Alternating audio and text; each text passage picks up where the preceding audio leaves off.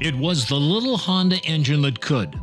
A production-based 125 that was one of the first to battle the hand-built monster bikes, and in one miracle ride created a legendary story that's still talked about today, over 30 years later.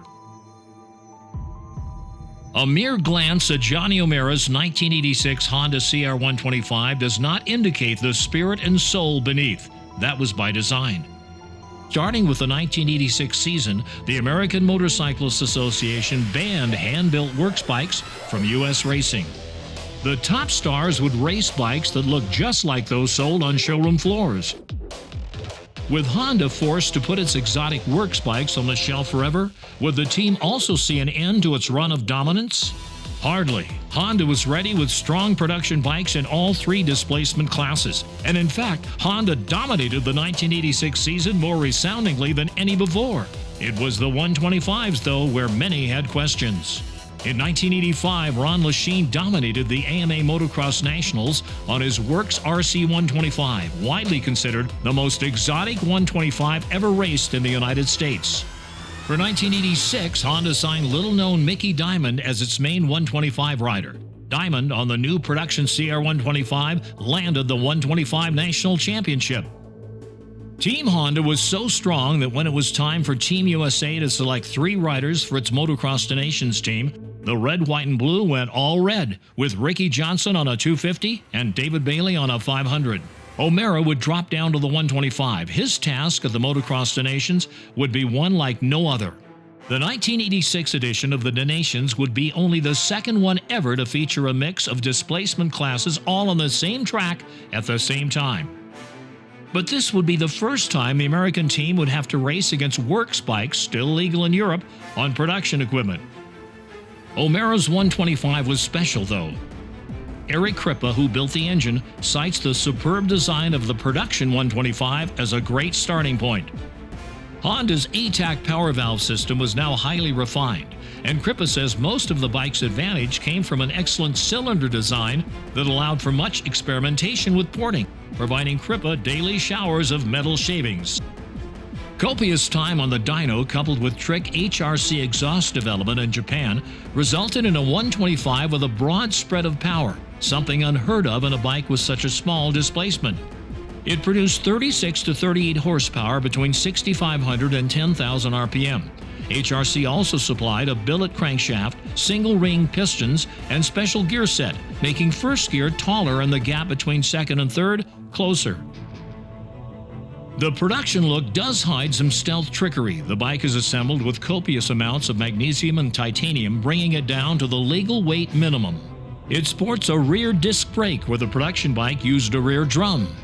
And the team was working on some suspension innovations. Instead of the remote reservoir rear shock typical of its day, O'Mara's mechanic Jim Fell suggested a one-piece rear shock design that would eventually become the standard technology of motocross bikes today. But motocross is still a sport more about man than machine.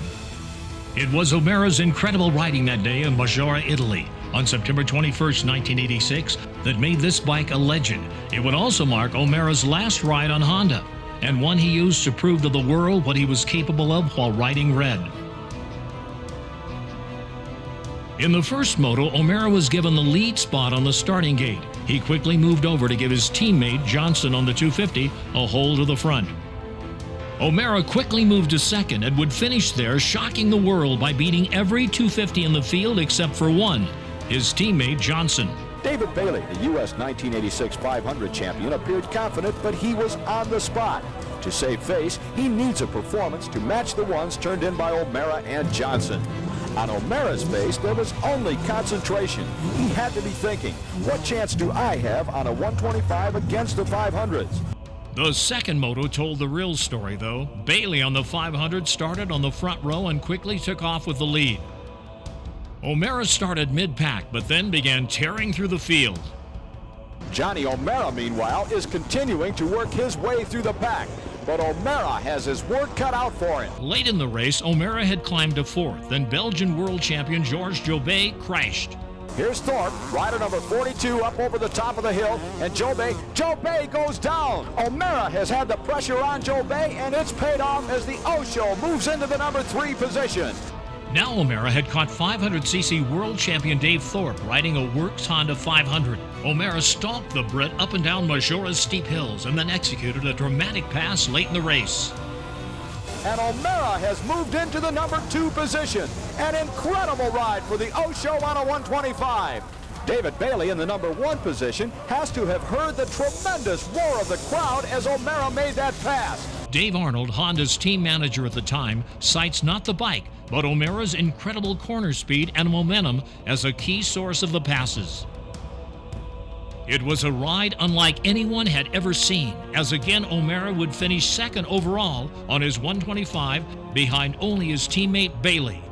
Bailey is on the last lap of the second moto of the 1986 Motocross des Nations, an event that so far has seen complete, total American dominance.